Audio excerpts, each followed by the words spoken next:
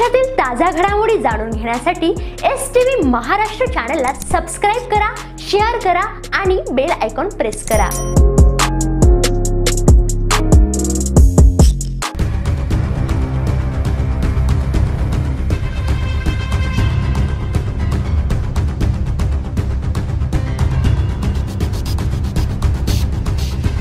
मुंबई आग्रा महामार्गावर ट्रकचा जोरदार धक्का, 70हून अधिक बकऱ्यांचा मृत्यू, एकाचा मृत्यू, 2 जखमी।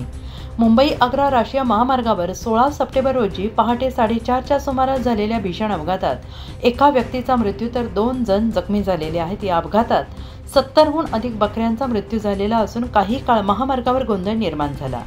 मिळालेल्या माहितीनुसार MP 09 ZN 8529 क्रमांकाचा ट्रक बकऱ्या घेऊन शिरपूरच्या दिशेने निघाला होता।